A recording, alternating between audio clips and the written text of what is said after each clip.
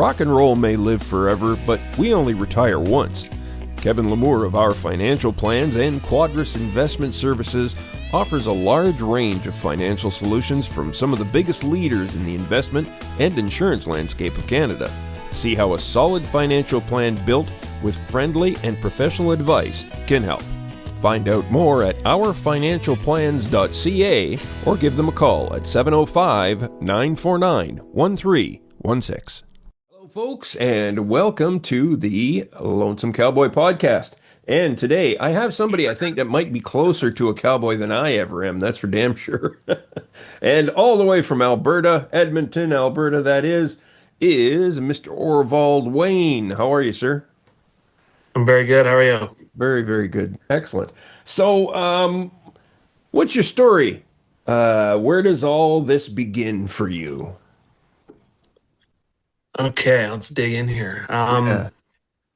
So I never know where to start, but I guess before I'm a hockey guy, I guess is kind of, I hate saying that because I'm sure I'm not, but I was. When I was like growing up, that was kind of all I did. Sure. I didn't do anything related to music at all until I was till 27. Wow. Yeah, and I turned 30 in a month here, so No kidding. this is all like super new to me. Before, so I guess after I stopped playing hockey when I was 21, Mm-hmm. or I quit playing junior when I was 20. Okay. I played in Grand Prairie and the AJHL in Saskatchewan and Kindersley. So I played that. That was a big part of my life. Kind of got sick of it. I was like, I don't know about all this. Like, I don't want to go to school and play hockey. Like, that sounds like a lot of work. Yeah, really. So I kind of stepped away from that, and I was kind of just like, didn't know what the hell to do. I was just doing nothing really, working random jobs, a lot of construction, just a lot of labor jobs, some door-to-door sales jobs.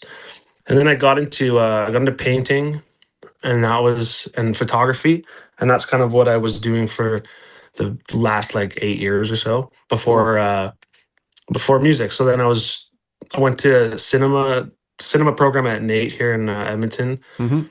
So I was into videography and photography, and I met a couple guys in the band Yumi and Zach. It's an Edmonton rock band, and I started getting in with them. And I was just like, I'll shoot you guys. I want to like, I love music and I want to be a part of it. So I was like, I'll come to your jams. Like, I'd never been to a jam. I was like, that's sick. I'll go hang out, drink beers, like take some photos and videos, whatever. I love I it. started running some social media for them and marketing kind of stuff, and then booking them gigs and stuff like that. Mm-hmm. And did that for a year, and then was like, fuck, I think I could learn. I think I could play guitar. I had like a little bit of guitar experience. I was like 14. My buddy showed me some chord shapes, and I tried it for like a month and a half, but I kind of learned the shapes at least. So then I came back. I still had the same guitar I've been toting around for like 15 years that I'd never touched. Started playing that just every day. I think I stopped working. Lost a contract. I was doing some freelance videography. Mm-hmm. The contract ended, and I kind of just stayed home and played guitar for like 3 months with the money that I had left, doing odd jobs, and figured out how to kind of poke around on the guitar a bit, and wrote a song. And then the boys and Yumi and Zach were like, we'll be your band. And I went to an open mic in like March of 2024. Played my first time ever in front of people, sang 3 songs. It's called what the heck's it called? It's at the Buckingham anyways. And they had a wheel. You spin a wheel after everybody that performed, and you could win cash. Oh, cool. And I spun, and I won $1,000. First time No ever way. playing live. I was like, this is pretty sweet. Yeah, there's a taste. I was like, yeah, my rate's pretty high. We're starting off here, but so that was cool, and I did that, and then I went and opened a few shows for them. We went for some shows at Calgary and Lethbridge. It opened for them in April 24, and with like the 5 songs that I'd written, and then a couple covers, and then that year we started the band, and met my steel player that year. I kind of just dove full in. Like, I was like, I'm gonna give her. Like I spent so many years just dilly dallying and Mm-hmm. dabbling in a lot of things and not like super confident in my art and just kind of like, oh, I don't know, I don't want to talk about it, I want to sell myself. So I think when I got here, I was just worked out like the right time. I was like, I have nothing to lose. I like this a lot, Sure. and I felt like I just felt good about it, and I was like, we Mm-hmm. got the band, and they were into it, and yeah, and we just started. I just started booking shows. I had the experience of booking shows with you and Zach, is so I kind of had an idea of what that you. I kind of learned that you could just email people, and I was like, you can just book shows. I was like, that's crazy. So then I just started doing that, and it worked. And I started, trying to collaborate with other artists that were like, you know, had some type of thing going for years. And I was so new. I was just like, hey, do you want to play shows? And people said yes, and kind of went from there. And yeah, Good stuff. I love that's it. the story. I love it. Yeah. And I love your name, Orvald. Tell me about the name Orvald, and because I just Yeah. think it's fantastic. It's a great old name.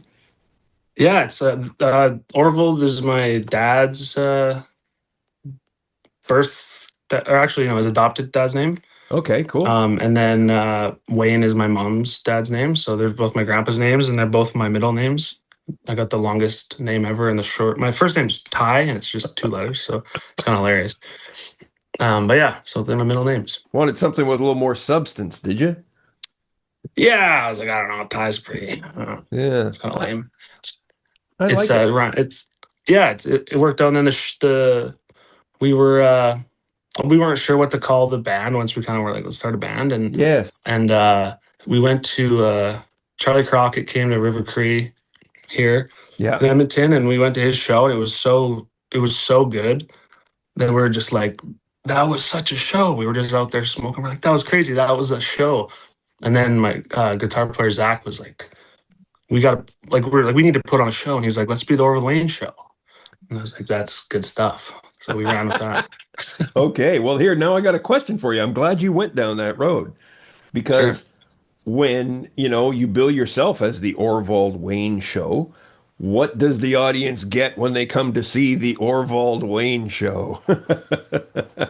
That's good. Well, right now, we're in the early stages of developing the show, but we got a big band. Like, it's a 6-piece band. We got Wow. we have a steel player, we got a drummer, bass, lead, electric guitar, we got a tambourine player. Taylor Grace, she's a artist from Edmonton here, and she's got a great solo project. Cool. And she's in the band, so she's like one of the best singers I've ever heard in my life. So that's amazing. Cool. It really juices us up a bit. Yeah, like I'm still trying to figure out how to, what the full show is going to be, and I think it's going to grow every year. Yeah. And but try to I'm trying to entertain. I'm trying to perform. I'm not trying to just stand up there and sing tunes, because I can do that. I can go to a bar and sing tunes, and if that's what I want. But as far as the band goes, like, we're trying to stand out and put on a good show. And I think it's like, we're calling it Alberta Super Country. It's it's not Ooh. necessarily straight country music. There's a lot of rock influence, and just try not to put any rules on it. Like, we're just making whatever we feel, and whatever happens is what we're going with. That's cool. That's very cool. I hear all kinds of classic country going through your songs, and Mhm. every time something starts out, I go, "Ooh, that sounds like, oh, that's an old Waylon Jennings song," or "Ooh, that's a Ray Price tune," or something like that. What kind of classic country artists do you consider influences in your music, I would if any, that so I is? think yeah, I think like my influences are kind of weird. Like, a lot of what I loved at the start is songwriting, and that's what I loved. Like, growing up, a lot was lyrics and storytelling and stuff like that. So I was a big fan of like when I first heard Blaze Foley, I was like, that was Oh, it. I He was know. like my favorite of all time. Yeah, me too, man. And so I love Blaze, and is this guy Jeffrey Martin. Have you heard of Jeffrey Martin? No, I haven't, but I'm gonna make note of it. Yeah, he's incredible. He's out of Pacific Northwest, somewhere in there, and I've seen him a few times, and he that I first heard him, I think, like probably 7 years ago or something like that, and Yeah. that kind of was a big moment where I was like, before I even thought about making music ever, it was just like that just hit me. It was like, this is just incredible storytelling. So those guys are big on, and they obviously Towns and stuff like that, and Hmm. I like Johnny Cash, but I think growing up it was like a lot of Ian Tyson, and like my grandma loved Don Williams, and um my Stompin' Tom, Yeah, God, that's and it, man. like Core Blonde is like one of my favorites. So those are kind of the influences, and then I'd say like obviously I grew up like with CMT on all the time, so like Yeah, Alan Jackson and like Tim McGraw and the old classics, huh? Shania Twain, all that stuff. Yeah, so all that neo traditional kind of stuff Hmm. is like, I think I didn't listen to a ton of old stuff other than like it wasn't a ton of like Waylon and maybe some like there was Willie Nelson going around and stuff like that, but it wasn't like a lot of Waylon and Merle and stuff like that when I was like a kid. It was a lot of what was on the radio Sure. and then whatever my grandparents were listening to. Yeah.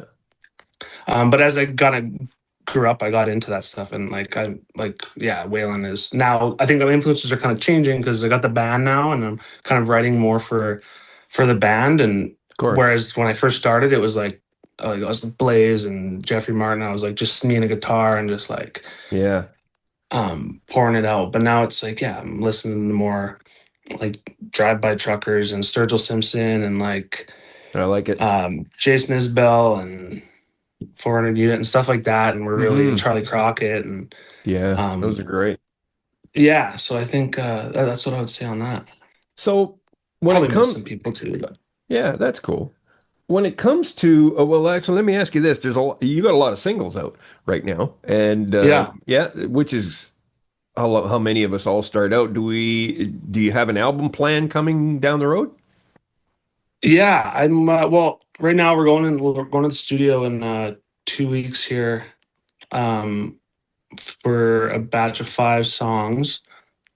I think it's going to be another. I think I'm just going to do 5 more singles. So Cool. I'm trying to figure this out because I at the start I was like album, album, album, and then Yeah. this beginning of this year we were going to record something, and I was poking around and getting some quotes and stuff like that, and then it's like it's a lot of money and it's a big investment, and I was just thinking I'm like I'm so new in this that I don't know if I want my first album to be just the first 12 good songs I wrote as an artist, Interesting. Okay. and or songs that I thought were good enough for an album. And not that there's anything wrong with that. It's just like I want you only get one first, and I think there's no limit on when it can happen. So Hmm. um, I'm kind of I'm big on like the mark. Like I'm trying to play the game. Like I'm.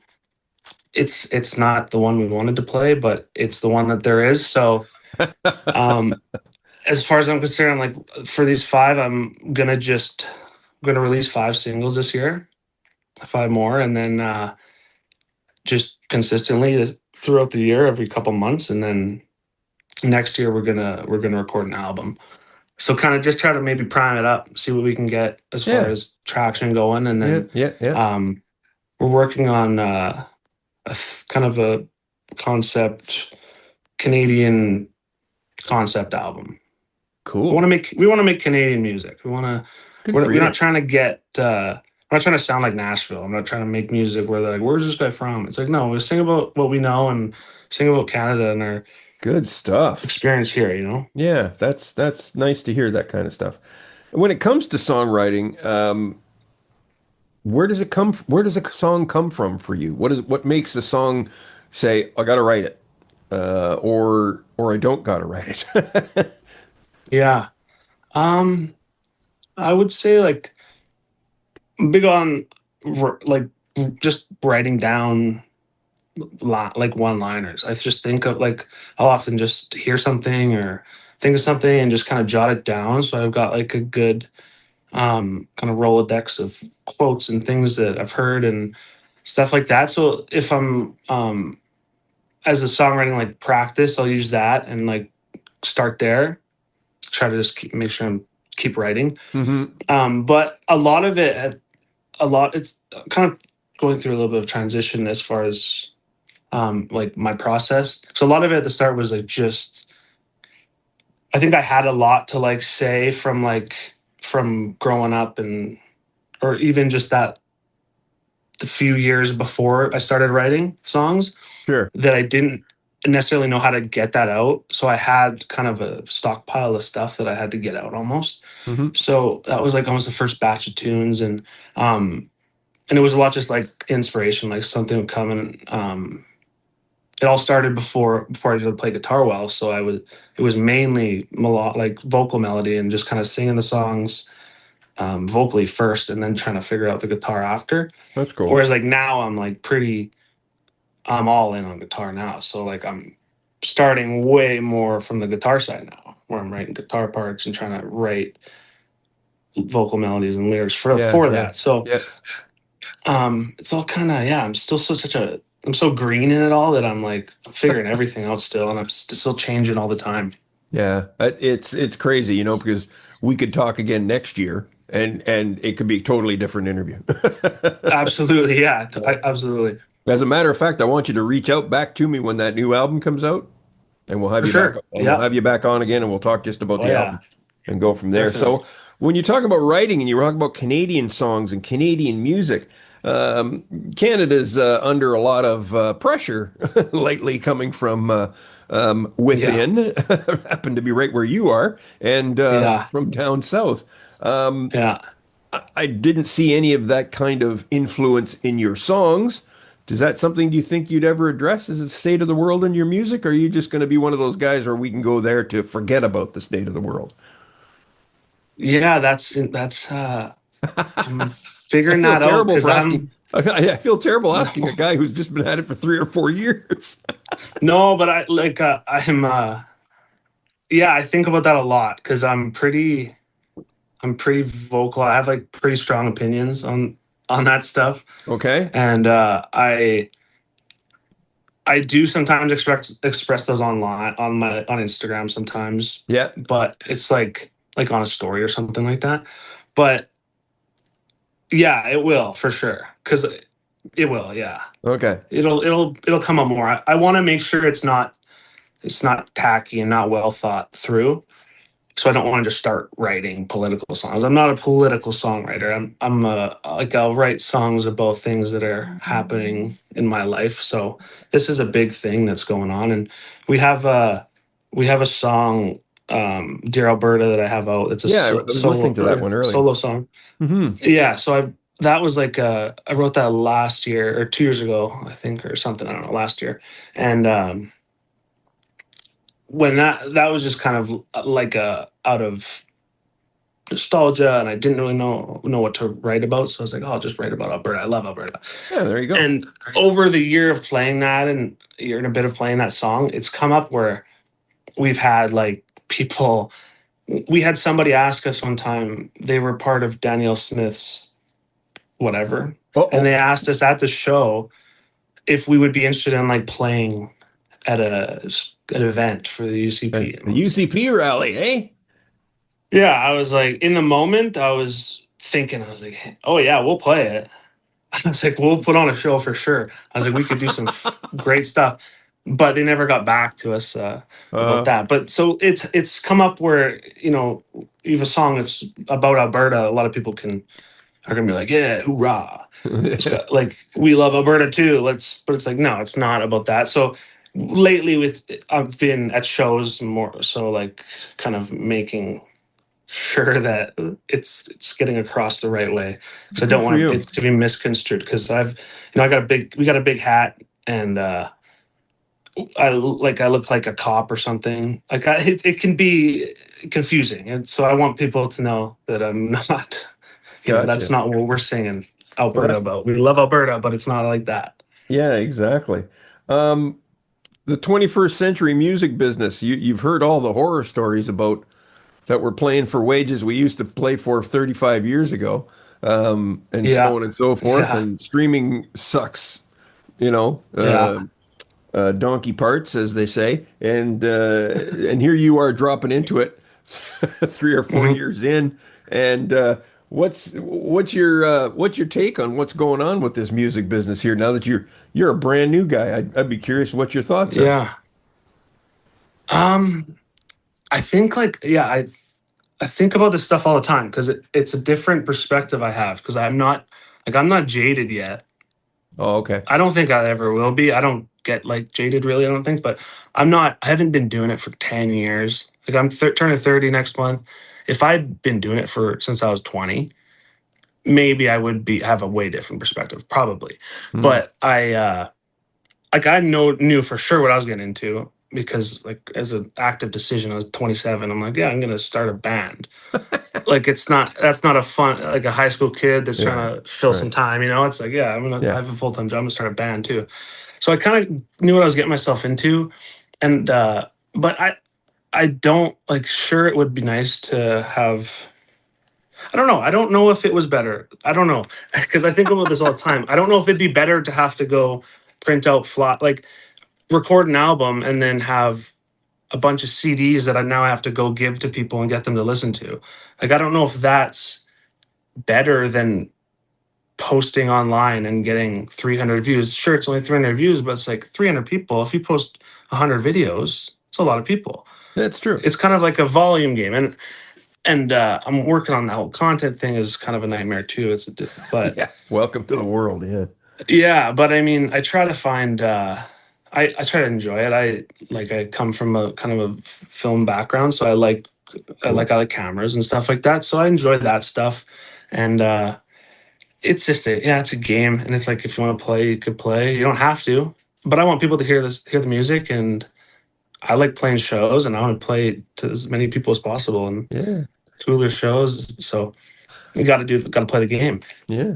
Let me say that I was really kind of taken aback when you said you'd only been at it for about 3 years or so, because you went in big and you went hard, and Yeah, you look polished. So I think whatever you're thank you, doing, keep on doing that.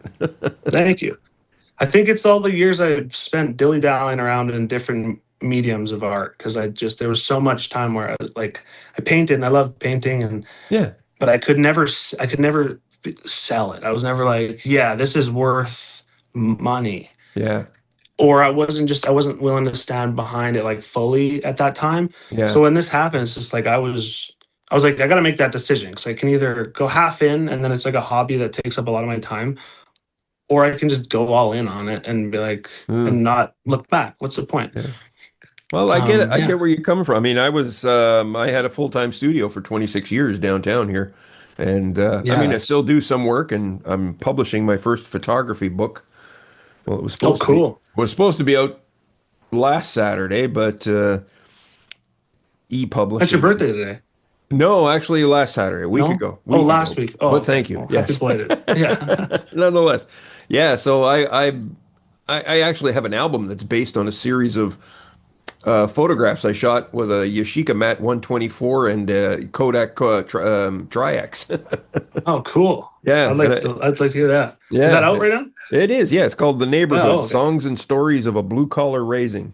Yeah, Okay. Oh, that's it's great. all on my website. But Orvald Wayne, please tell the folks where they can find you online and socials and all the rest of that stuff. Right on. Yeah, we www.orvaldwayne.com. At the Orvald Wayne Show on everything else. And we'll have new music in June, There you go. early June. Can't want to give me dates, but Yeah. yeah, that's all on the docket. That's it. Yeah. There you go. It's great stuff, folks. I found this young man and I had to speak to him. And now that I know that he's only been at it for this amount of time, like I said, polished act. Go check him out. Thank you. Oh yeah, Uh, we got one more thing. We got sure. our latest single. We got a single out, "Diner Darling." You can stream that on Listen to Spotify. that one too earlier. Right. Another good one to go listen to. Orvald Wayne, thank you for coming on the program. And I am looking forward to watching where you're going to go because I think you're going to go, man. Thank you very much. Appreciate you having me.